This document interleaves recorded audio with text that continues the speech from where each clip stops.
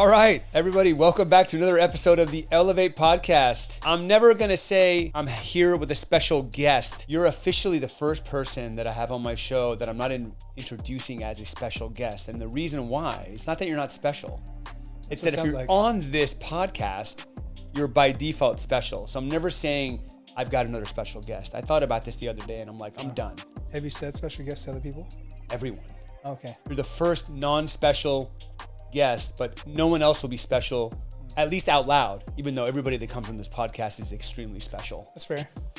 And the whole hope here is that what we talk about today resonates with somebody, and ultimately that even if it's just one person, that nugget helps them elevate their life. So thank you for being here. For sure. Thank you for sharing. Everybody, I'm here with Nazar Kalayji. Is that how you pronounce your last name? Yep.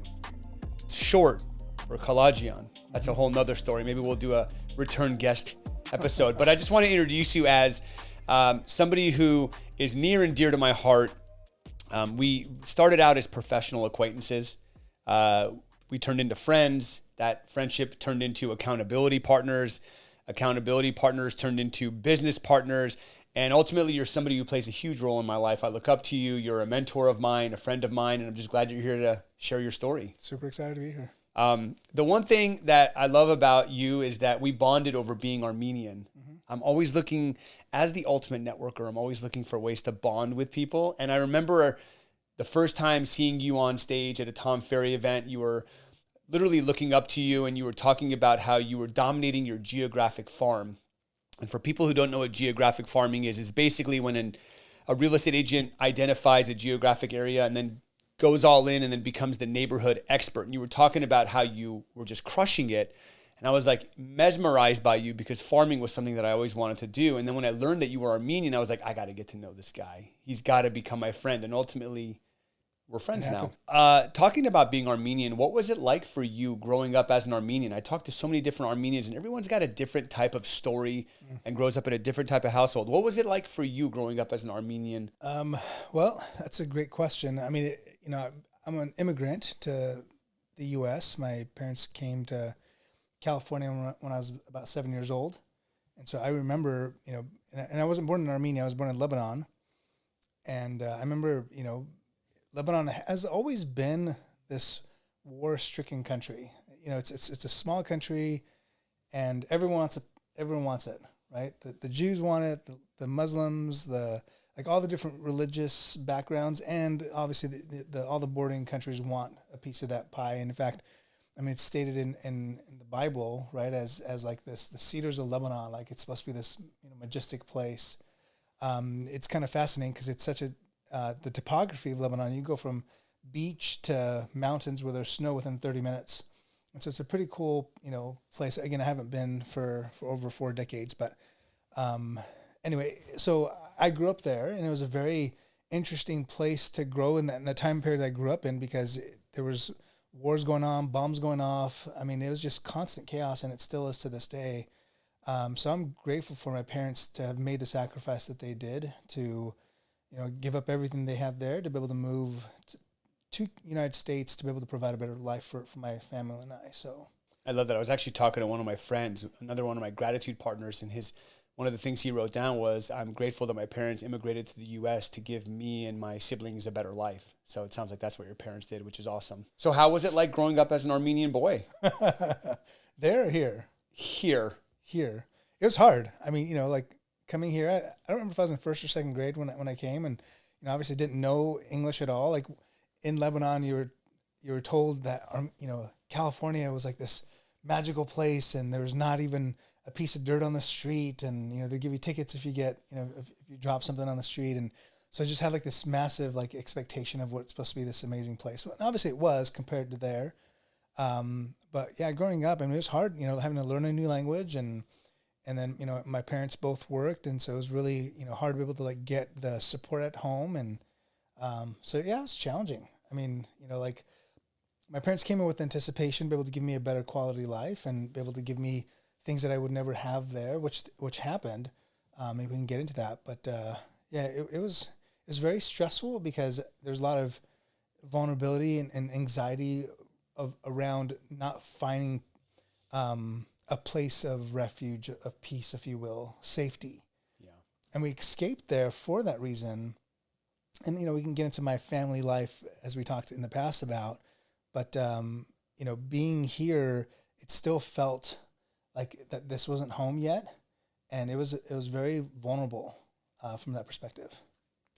So you're dealing with a new area, you're dealing with learning a new language, and just acclimating to the U.S. Were you also dealing with, like, what were the pressures like from your parents? Like, I know growing up, like, my parents had certain expectations of me. Like, how was that? Like, did you have to deal with the traditional Armenian expectations of, like, you know, what was that like? What are the traditional Armenian expectations? The high expectations of being an overachiever and being successful and getting great grades and you know, not being lazy and not being lazy, hard work, like work ethic, you know, like you know, like for example, my parents grew up in Iran in a village, and they had very high expectations from their parents, and so it's like those transfer over from generation to generation. Like, did you have to deal with anything like that? Like, was it tough?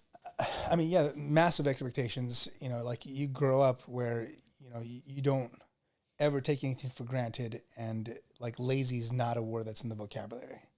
Like, there's never a moment where you're just sitting around doing nothing. Like, you're constantly having to work, and just, you know, be a hard worker was absolutely a prerequisite to be an Armenian in essence. So yeah, for sure. I think that there is, you know, we were doing business planning today, and we were talking about all the threats in the market for 2024 and the challenges we're going to be facing. And all I could think is opportunity. Every time I hear threat or challenge, I think, okay, who do I have to become to be somebody that overcomes these things? And so I know you have a story of resilience and overcoming so much. Yeah. I'd love for you to share a little bit more about the challenges you went through as a boy, as a young adult, that shaped you into who you are today. Growing up, not even growing up, just being born, you know, going back to talking about Lebanon, and maybe the first couple of years, I don't remember, right? Because, like, again, there's bombs going off, and, you know, I spent the first couple of months of my life in a bomb shelters. Obviously, I don't remember any of that stuff. It was just what I was told.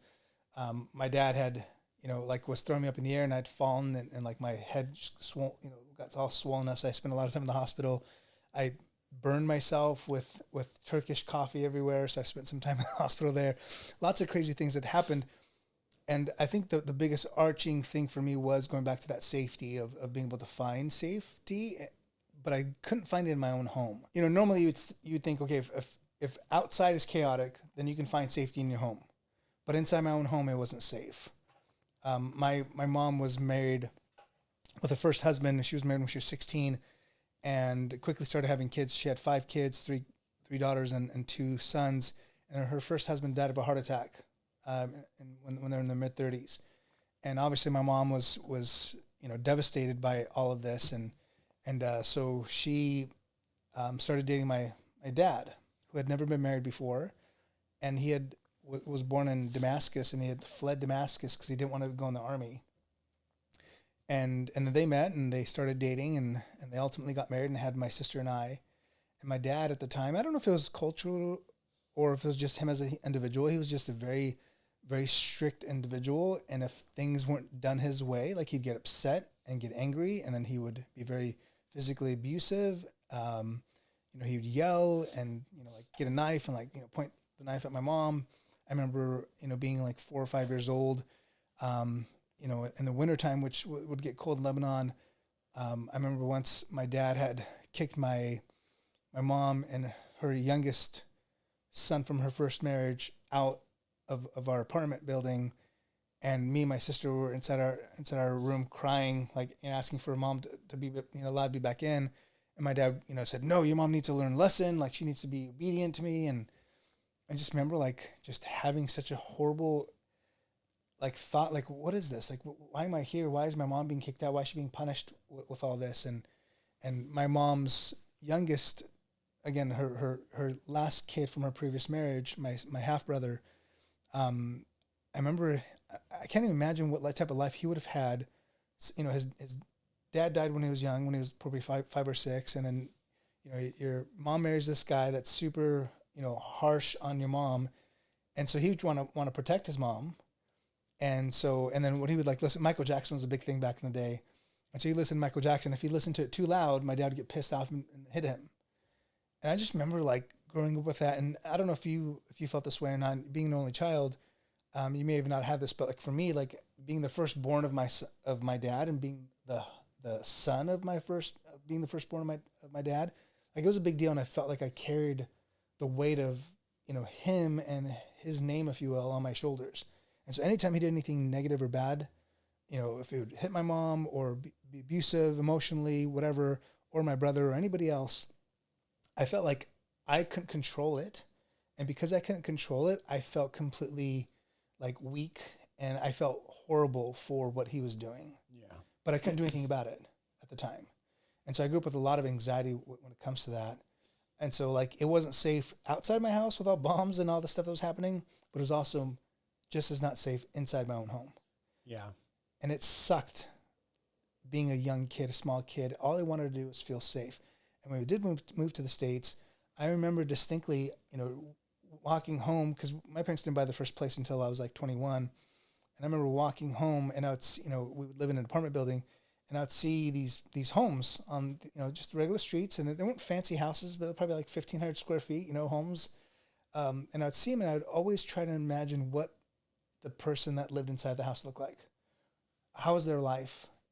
Did they have a bedroom? Did they share the bedroom with their friends and family? Or, any siblings? How was that life there?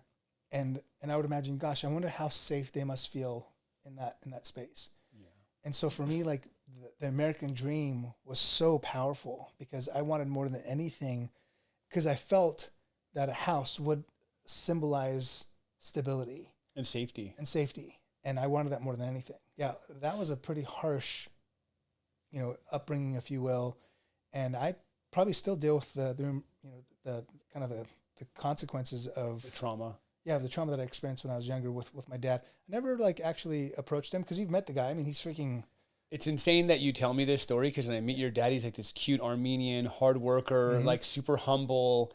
I don't know. He just seemed super joyous and happy and just content. And when you told me this story, I was like blown away. And you even said how amazing of a grandfather he is and how he treats your kids with so much love. Yeah. Yes, so my kids. And that was the thing I was curious because you said you never talked about it. Like my question was going to be, have you ever approached your dad? Because then I always wonder too, the older I get, the more I question why people are the way they are. And a lot of times it's easy for us to make up this narrative like, oh, he's just, abusive. But it's like, I'm curious to know, what was he dealing with? What were the pressures that were on him? Sure. What were things that his parents did to him to make him be the way he was? And I wonder like if there's a real reason behind it where if you heard it, you'd be like, oh my gosh, that makes so much sense. And now I have empathy towards you and the way you treated us versus I have anger towards you for the way you treated us, So are you ever planning on reaching out to him and just having that conversation? No, because it wouldn't do any good. And I have been there, right? I've like realized that as an adult that we're not perfect and I can't expect him to be, and he did the best he could with the circumstances that he was dealt with. And I realized that, right? Because he was one of 5 boys. He was the youngest, and his mom died when he was younger, and his dad remarried, and like, it was not a good situation for him. So I get that. I understand it doesn't excuse his behavior, but it helps you kind of shed some light on why he would have acted the way he did. Yeah. And so now, like, I look at him and I'm like, okay, yeah, I can like tell him what a horrible person you were and how much trauma you caused me as a kid or as an adult as well. But at the end of the day, it really doesn't matter.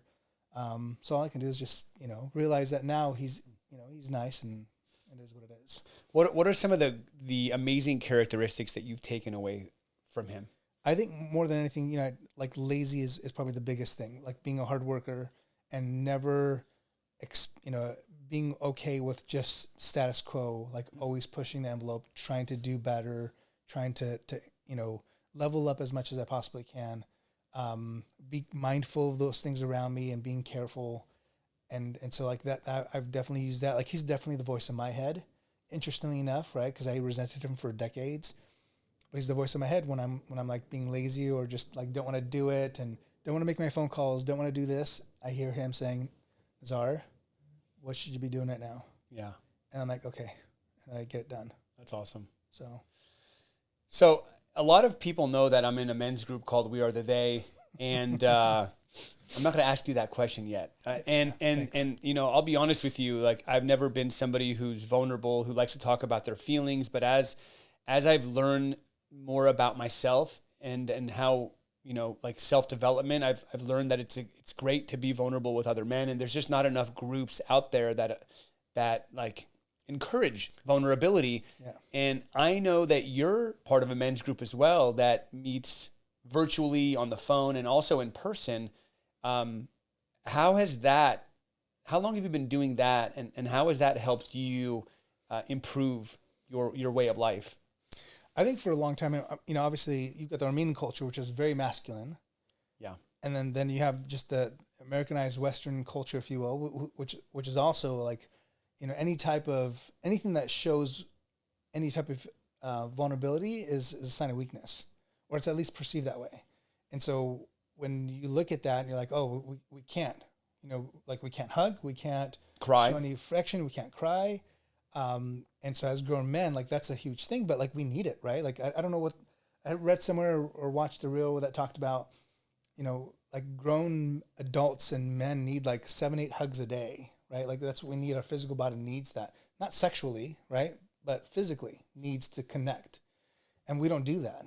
And so being a part of any type of a group that allows for vulnerability, that allows for authenticity, it's such a breath of fresh air, right? I mean, I'm not jumping off a cliff to do that yet, but I could have those experiences. I do have those experiences where I get to be vulnerable with people and just be like, hey, listen, I'm not perfect. And here I am.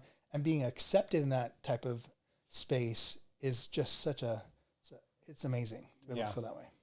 No, I find that too. It's those growth conversations that you have that actually lead to the breakthroughs. You know, I mean, Tom Ferry always says break down to breakthrough, and we always talk about that in a business sense, but sometimes as human beings, as emotional beings, we need to have those breakdowns to have those real breakthroughs. So I love that you're also a part of it, and I feel like we can connect on that level too. So I'd love to shift a little bit of the conversation towards your family. You have an amazing family, beautiful wife, 4 kids, and you have so many things going on, man. Like, I mean, you're the founder, the CEO of 5 Realty. That's a huge undertaking, and we're growing very rapidly. I know you're very big on investments, but somehow you find a way to pour into your family. And I'm just wondering, how do you find that balance? How are you able to disconnect from all the stuff that you're doing and just pour into your family and just show them how much you care about them? I'm going to butcher this quote. I think it's by Stephen R. Covey. He says that no amount of success in business could like, what's that saying? Dang, I'm totally butchering this. Is worth?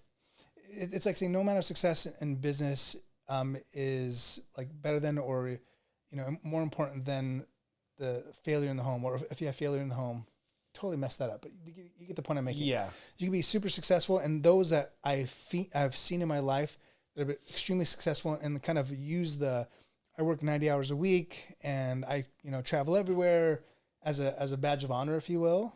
You know, no offense to Gary Vaynerchuk, but like kind of that type of mindset. That grind mentality, hustle mode on. It's such a narrative right now. Correct. Because it shows like, oh yeah, look what I'm doing. Like I'm you know, a badass. But that type of environment, if you really look at their family lives, they have none. Or if it is, it's just a shell. And so I think it's so important that if we, because at the end of the day, you can make, you know, millions and billions of dollars, and if you come home to nothing, then what's the purpose of life? And I think there's so much more than just the money that we make and the grind that we go through. I think it's great to be passionate about your life, but if you don't have that balance, then it makes for a really, really depressing life to live. I agree.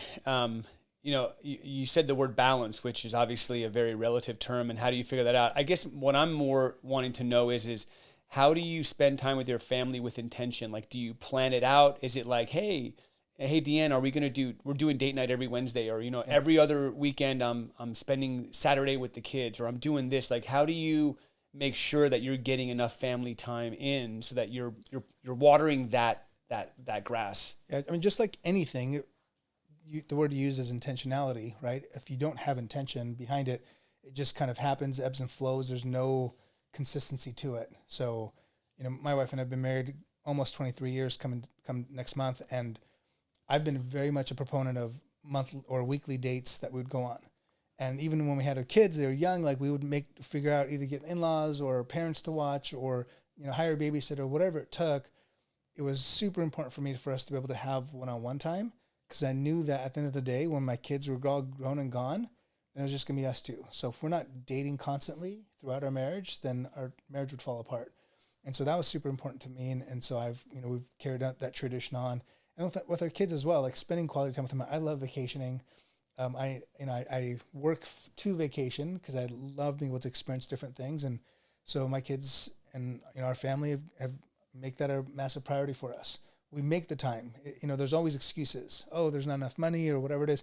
You can always go somewhere and not spend a lot of money, or you can be super. You can spend tons of money. It doesn't matter. It's not the money that the kids care about. It's the experiences they have in the one-on-one time and the family time. And so that's huge. The biggest slap in the face for me was a couple of years ago. I was sitting on the couch and I was playing on my phone. I say playing on my phone. I was actually like responding to a client. And Tanya's like, "Are you just going to be on your phone all night?" And I said, "Babe, I got to close this deal. It's down to the wire." And she's like, "Why?" She's like, "Why are you always working?" And I go, "Because the goal is for me to work so I can create financial freedom so that you and I can have the life that we want." And she goes, "We can have the life we want right now. You don't have to close the deal. You and I can be together right now, but you've got this narrative in your head around the fact that we can't until you do a certain number of things." And so that was a slap in the face where I was like, I need to make Tanya a priority, and work is work and work will be there. But being intentional around the date night and the vacations and all that stuff. So I'm still a work in progress. But I think even in those, and I'm super guilty of this, in those times in which we do go on the date nights, go on vacations, like, are we checked out or are we living the moment? And that's super hard to do with this today and age with our phones that have all the things, right, associated with it. So we had this, at the last We Are the They mastermind, Jimmy had us give TED Talks, because most people are deathly afraid of public speaking. And this one guy spoke about being present, and what he said was being present isn't enough anymore. And I was very interested, and he started going into it. And basically the moral of the story was you can be present, but still technically not be there mentally. And he said what he practices with his family is being present plus being involved. So like the example he used was, I can go to the park with my kid and I could be there with my kid and he could be playing in the sandbox and we could be hanging out, or I could put my phone away and be in the sandbox getting dirty with him. Sure. And that was really powerful for me because there have been moments where I will say that I'm present, but I'm not really present. You're so getting involved, physically there, but being involved is really where I think the tables turn. For sure, 100%. Talking about family, your son just came home from his mission. He did. Right? So, and I know you went on a mission. I know this because you love Brazilian food and Brazilian beverages, and that's where you served. I'm curious to know how that experience was for you, knowing that you had gone through it and then seeing him go through it. I feel like it was like this. I mean, obviously, he's not my son. I didn't miss him every single day like you did. But I mean, I remember you telling me he was going and how he's back. Isn't that how we met? Like, didn't we meet in Florida? Wasn't our first experience going to a churrascaria? Yeah. Wasn't it? Like, we were like a group of people. And Yep. It was 2014. We were in Orlando. Yeah. And we went to the Brazilian barbecue, the churrascaria. Mm-hmm. And that's when you told me that, you loved Brazilian food, and you always you speak Portuguese with the waiters and the waitresses, and you order your Brazilian soda. Mm-hmm. We've done it like 3 or 4 times. Yeah. I mean, it's an experience that you'll never be able to replicate it, because when you're serving a mission for 2 years as a man for our church, literally, like, you breathe every single moment of the day serving other people. And you'll never have that opportunity ever again in your life where you have one sole purpose and that's it. Because once you come back, you've got school and work and dating and family, and like there's so much stuff that we that occupies our time. But in that moment of time when you're a single young man and your sole focus is to bring people to Christ, like, it's a pretty amazing experience. And what happens in those 2 years where you go from whatever type of family you had before to a very strict environment where you're waking up at 6:30, you're working out, you're reading your scriptures, you're praying together, and then you go out from 9:30 till 10:30 at night. You're proselytizing, you're talking to people about Christ, you're serving them, come home, and then grab a quick bite to eat, and then go to bed, and then do that over and over and over and over again, right, for 2 years. I mean, it's pretty arduous, but what you learn from that experience is that when you're every single day, all you're doing is focusing about other people and thinking about them. You don't have time for selfish thoughts. You don't have time to say, oh, I'm tired, I'm sick, or I'm whatever, I don't want to do this. Like, you're getting up and you have a companion that's holding you accountable.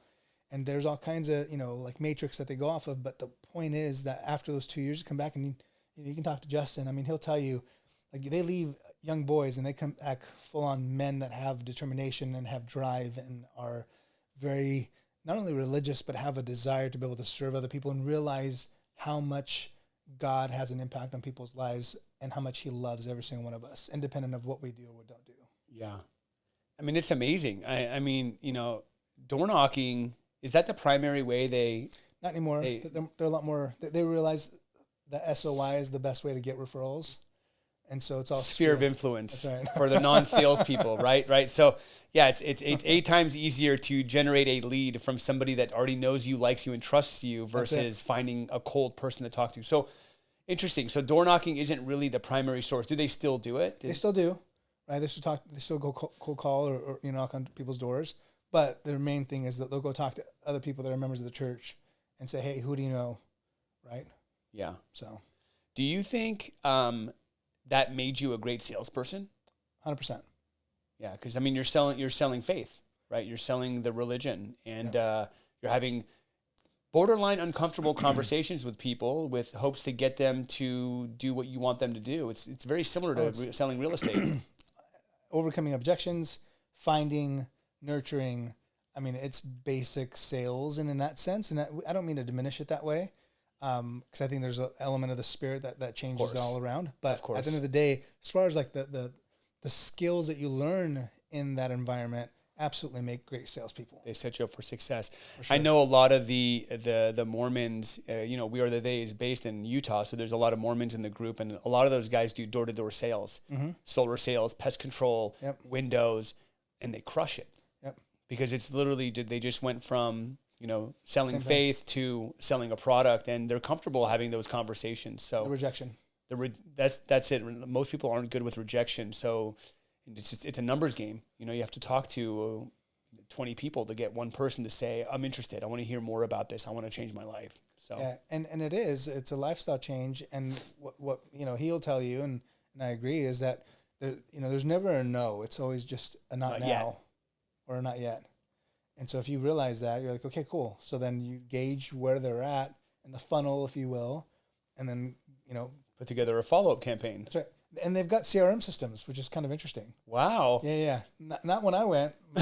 When I was gone, we had like freaking piece of paper and notepads, and we'd write notes there. But yeah, it's all digitized now. So they're making notes and having those conversations. And there's goals and everything too. Like there's X amount of people and 100%. Yeah. Interesting. Yep. So we just spent a little bit of time talking about the mission and how it relates to sales. I'd love to learn a little bit more around your vision and mission for Five Realty. Okay. There's obviously a lot of, Tom Ferry says real estate agents are like bags of potato chips. You go down an aisle and you're like, which bag should I buy? And real estate brokerages are also, there's a lot of competition, and there are cloud-based brokerages out right now that are, hitting the ground with tons of momentum. Yeah. Why start something new in an industry that already has kind of what you want to start for somebody out there who doesn't necessarily know the nuances of it, versus just joining them? I think there's a different spin on it in that I look at this more from the approach of we are all brokers with hopefully the same type of goal that we have in mind, compared to those other companies that have been formed, have been people that have, started a big fund and then like got into the real estate space because they thought they could make money from it, right? lending companies that have started a real estate company, or, just people that said, hey, I have a ton of money, this could be a great opportunity. Right? They saw the opportunity that way. I believe, if I'm not mistaken, that 60% of all brokerages in the nation are independently owned. They're not franchised companies. And so you've got 60% are mom and pops, if you will. And so I think because of that fragmentation, there's risk. There's a lot of risk when it's this, you could have a 20-person company here, a 100-person company there, 10% or 10%, 5%, right? Like, how many of you guys are in an office here? 9. There's 9 of you, right? So like, in essence, you would have operated like an independent, 9-person company. Right.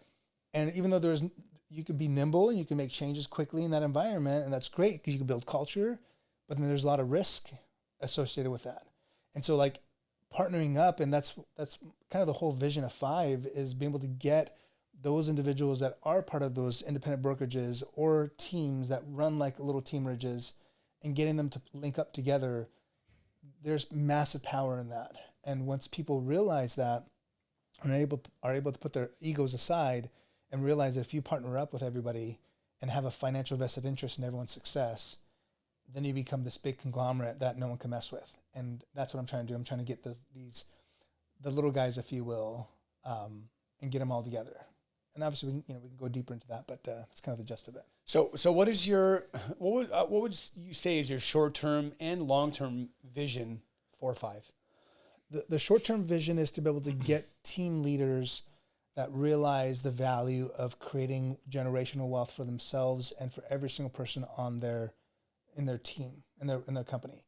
Like, a lot of people feel like, oh, I own my own brokerage, I've got my team, and we have great culture, and I want to deliver massive value to them, and I love that. I love being able to give them and teach them and educate them and kind of help them become successful. And I was talking to a team just yesterday about this. I'm like, imagine if you could create passive income for each one of those agents, because we're all a straight commission-based company. That's just how real estate works. And so there's a lot of stress, right? When the average agent out there in the nation sells, 5-7 homes a year, and it's probably even dwindling. If that. Yeah. So when you're able to create passive income for each one of your agents, not only do you create stability for them, you also create an opportunity for them to be able to not have commission breath, and therefore provide a better experience for their customers, because now they're doing what's best for the customer, not what's best for them. And I wanted to take that thing from them. And unlike those other cloud-based brokerages, with 5, there's no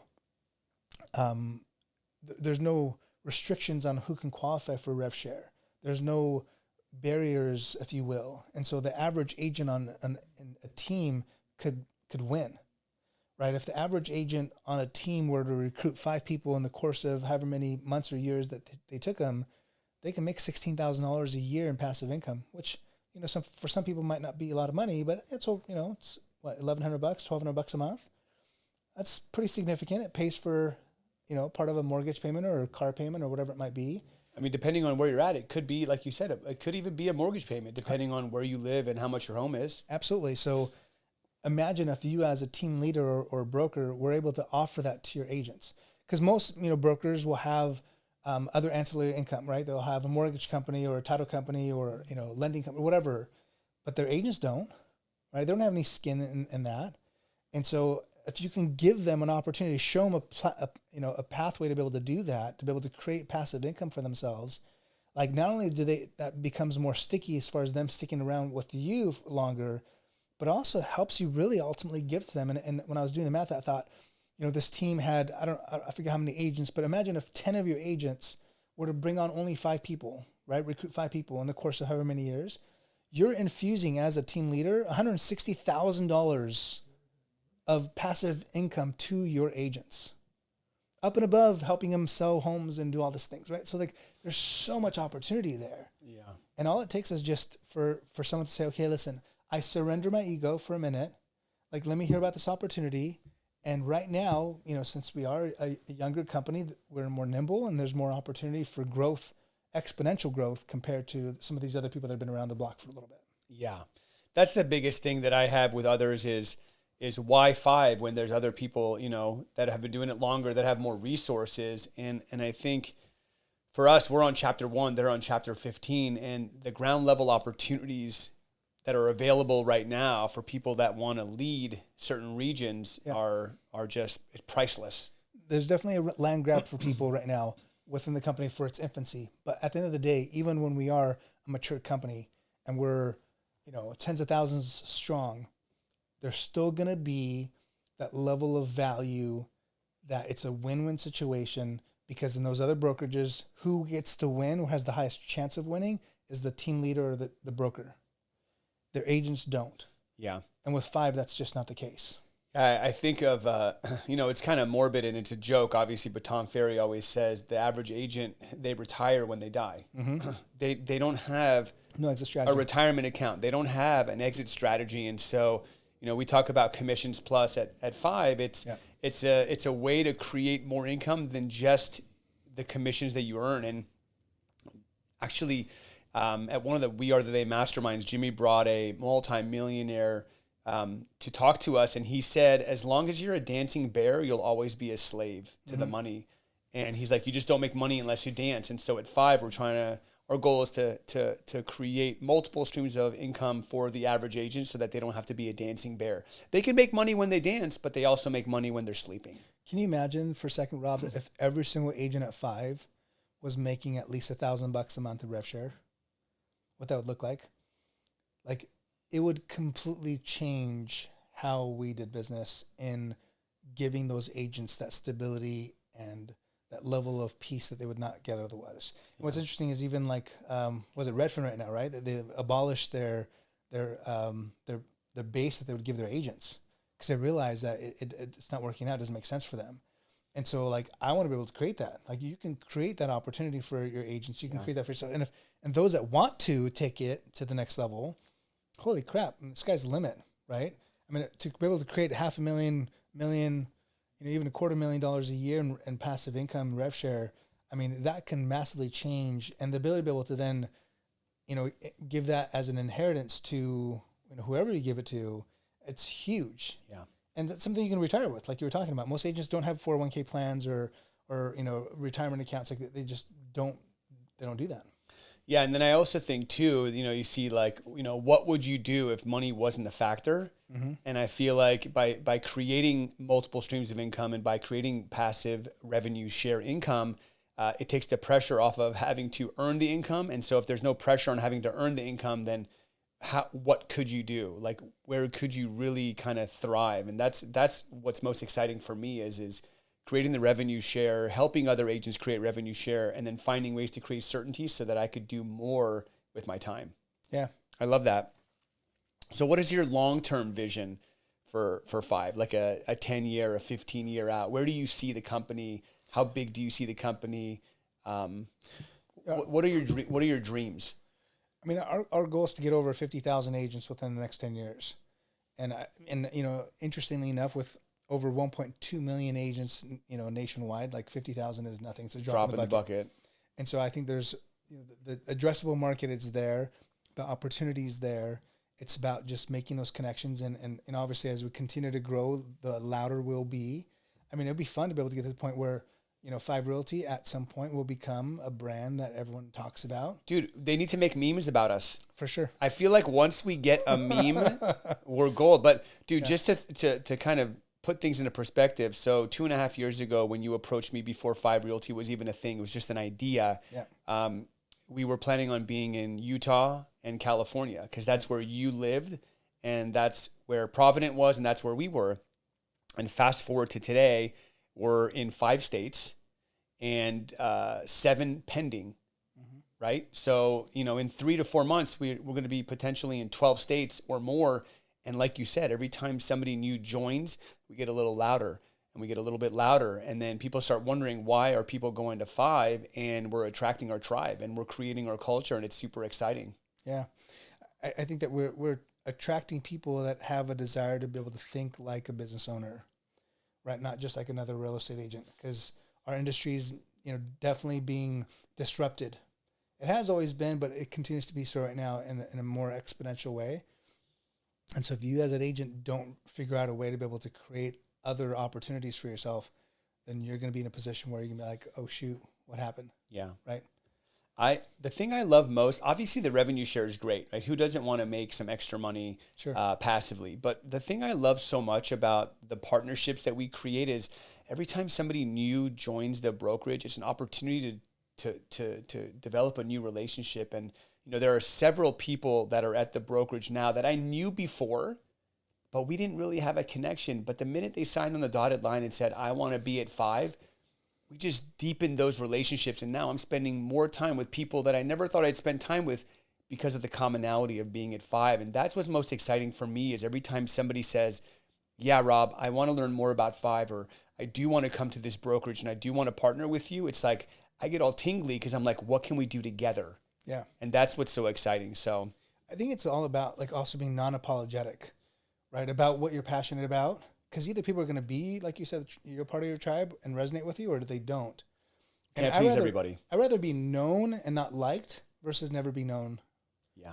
And so, and that's I love okay, that. right? So like, it's okay for people to like say, yeah, I've heard of Nazar, I don't like him, versus who's that, right? And so, and I think naturally, as people get to know you, they either decide that they like you or don't like you, and hopefully you find people that say, yeah, I totally resonate with that. I'm a big people pleaser, right? I want everyone to like me. Yeah. I'm an only child, so that's something that I think comes with the territory.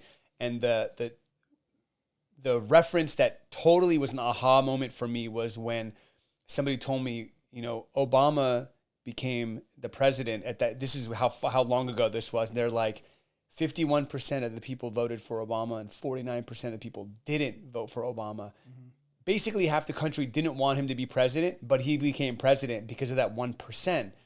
And I was like, wow, the most powerful person in the world, half of the people didn't even want him to be where he is. Yep. And that's what opened my eyes to, you can't be everybody's flavor. Yep. You've got to draw a line in the sand, and the people that resonate with you and want to align with you will flock to you faster because you'll be magnetic, because now you're not just vanilla. That's right. The people that you don't want to be around that aren't in alignment with you, you're just letting them know like, hey, this isn't going to work. And I think I love that approach. I need to work on it because I'm still, people pleasing is something that it's conditioned. It's ingrained in me. Rob, what's also important about those statistics that you shared, 51% voted for him, 49% did not, 100% knew his name. Yeah, right. So you could either be, oh no, I'm afraid, and not take that initiative, or say, nope, screw it. I'm going to let everyone and their mom know who I am. And then they could decide if they want to be in my camp or not. I love it. I'm curious to know, when you think about challenging times in your life, what would you say ranks in among the top 2 to 5 of your most challenging time, and how did you use it as a positive? How did you work through it, and how did it make you better? Can you think of anything like that? I mean, there's lots of things I can think of that have been like challenging times. What's one thing that we haven't talked about? I mean, when the market crashed, right, 2007, 8, like that was a very scary time for real estate agents that are especially brand new in the industry, that didn't have a lot of past clients and referrals and stuff like that. I remember where I worked at the time, where I had, that farm, that geographic. Quail Hill? Excuse me? Is it Quail Hill in Irvine? No. This is back in Eastvale. Okay. I remember like 95% of all the homes that were on the market back then were bank owned. And I'm like, and I didn't have REO accounts. I wasn't connected with asset managers. Like, didn't have that because I didn't know what those even were. And so that's when I, moved to Irvine, or I moved my office there, and I started working here. And Quail Hill is the place I started a farm, because I realized that here 50% were bank owned, and the rest were just regular sellers. And so like it gave me the opportunity to be able to do that. But in that interim, right, I spent about a 3-month window freaking out about, holy crap, what am I going to do to be able to provide for my family? 'Cause by that point I had 1 kid, 1 on the way, had a house payment, had a car payment, and my wife didn't work. It was all on me, and there's a lot of stress. And so I spent 3 months looking for a job, like an actual job, 9 to 5. And I remember going to, job fairs and, places, recruiting places, and everyone there were either realtors or lenders. That was the makeup of who was there. And we're all vying in, the market had collapsed, and the, the job, unemployment was through the roof. It was horrible. And all the jobs that we're offering, they were paying like 40, 50 grand a year. I'm like, even if I got this job, which I'm competing with like literally hundreds of other people just like me, we all have our degrees, we all have our stuff, right? We're all good salespeople, but they're paying 50 grand. I'm like, I can't even cover my nut with all of that. I couldn't do it.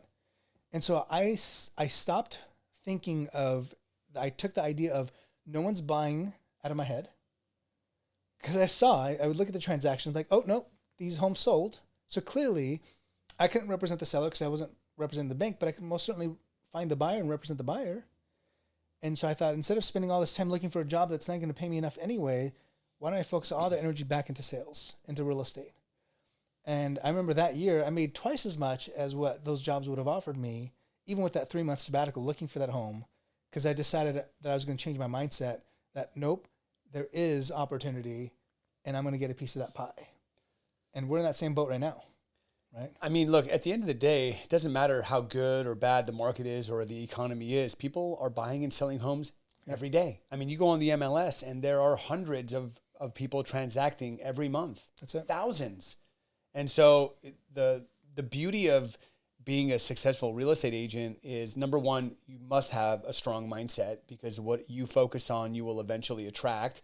And then you got to put yourselves in situations where you're going to bump into people that you want to transact with. And I mean, it's so easy to just sit there and whine and be angry at what's going on, or you can harness all that energy and focus it in a positive way and say, I'm going to be successful. I'm going to put myself in front of the right people. I'm going to make it happen. And then you make it happen. It's the deer in headlights right now that's happening, where people are freaking out and they're seeing that car coming down. It's at night and they're seeing the lights and they're just mesmerized and like, I don't know what to do. They know that they need to move their legs and get out of the freaking way, but they won't because they're just stuck in their own heads.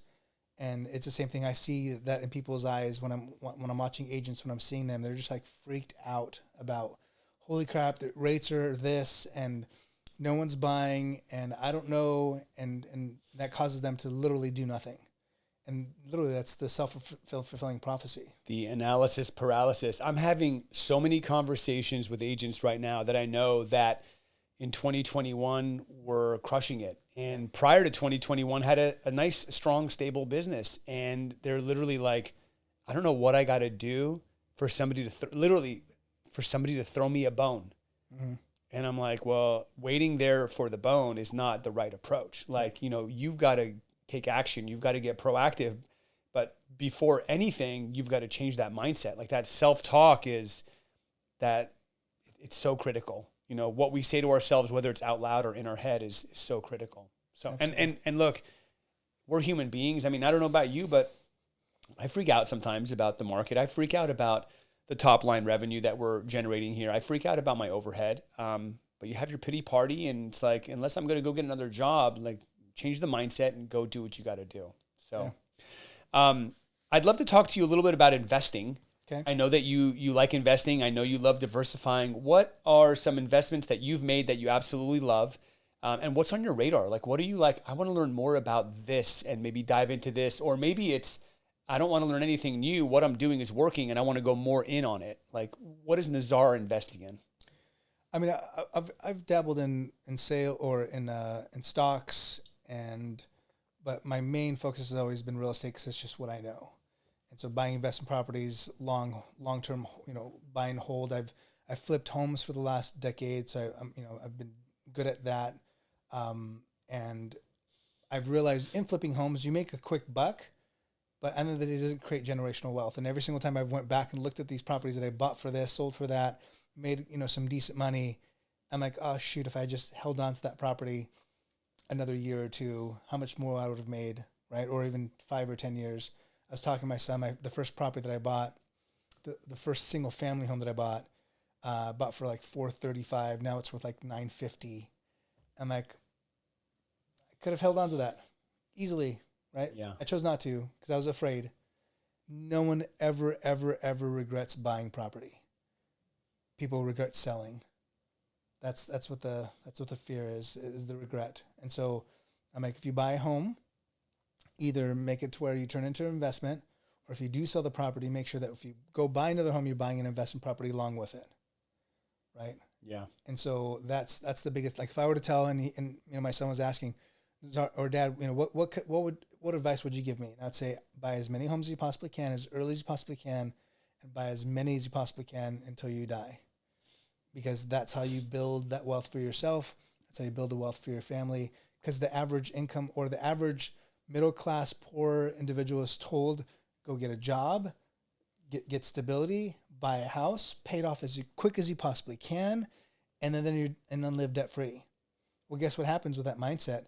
Yeah, you get to be 60 years old and have a home that you bought for whatever, and that's worth a lot more, which is awesome because that's your big nest egg. But you have no other assets.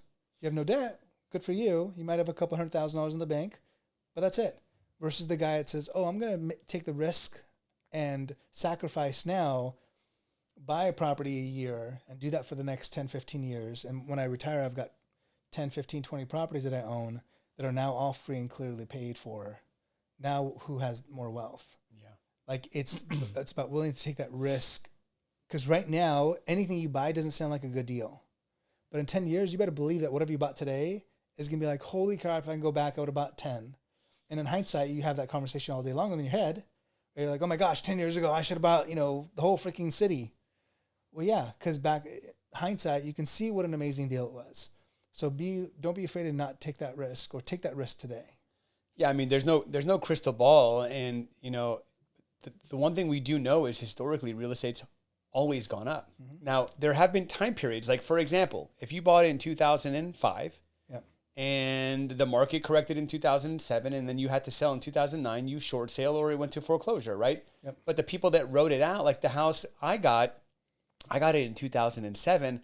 And that's when the market had just started coming down. So the most recent sale in the neighborhood was 780, and I got mine for 730. And I was like, yeah, baby, I got a good deal. And it kept going down and down and down. And it literally got to 450. And I was like, this is insane. And I couldn't even afford it. So I had to rent it out because I didn't want to short sale it to be able to cover the monthly cost. Yeah. And I still own that property today, and it's trading at 1.3 million.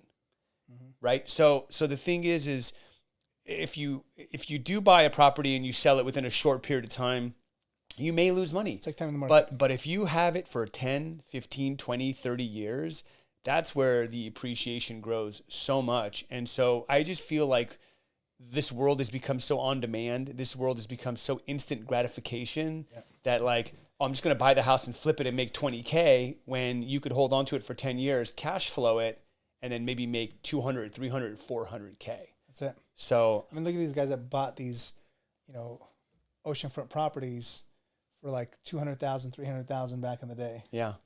And maybe back then, they may have lived in LA. Coming all the way to Newport would have been like so far away. But they're like, no, we're going to do it. It's oceanfront. And now those homes are selling for what? 20, 30 million, whatever. Yeah, depending on what, 8 figures minimum for anything that's oceanfront, unless it's a teardown. I mean, we sold a teardown for 5.2, but it's coming back on the market in the middle of next year for maybe 10. Yeah. And if at least 9 something. If you look at what that originally sold for, I mean, it's all about making the sacrifice and that moment of time, and then how that's going to pay off dividends in the future. Yeah. Well, man, I've really enjoyed my time with you today. I feel like I've learned more about you than I knew, which is always the goal. And I think you shared tons of amazing stuff with our viewers. Any final thoughts?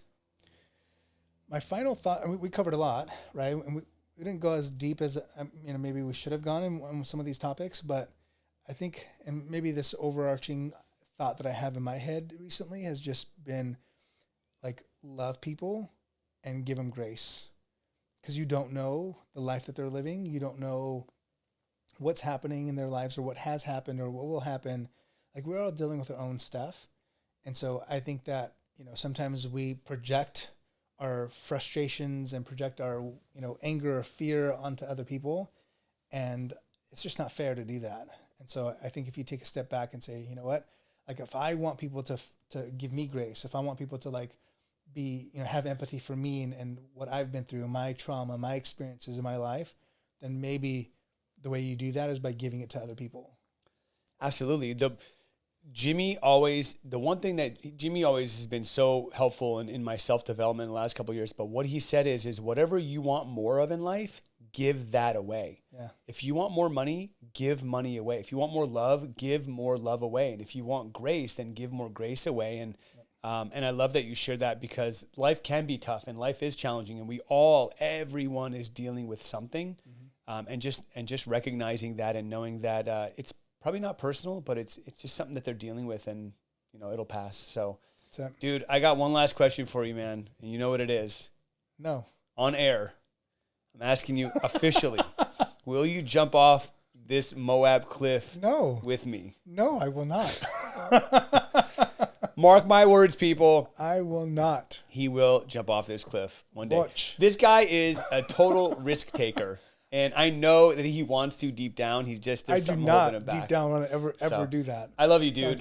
Thank you so much for being here today. And if you ever want to connect with Nazar, what is your Instagram handle or any other social media platform that you want to? I think it's just my name, Nazar Kalayji. Okay. So find him on Instagram, follow him. He's always making amazing videos, content to help people get better. And if you're in real estate, you definitely got to connect with him or I or both of us, because we want to get to know you too. Thanks everybody for watching, and we'll see you on the next episode of Elevate.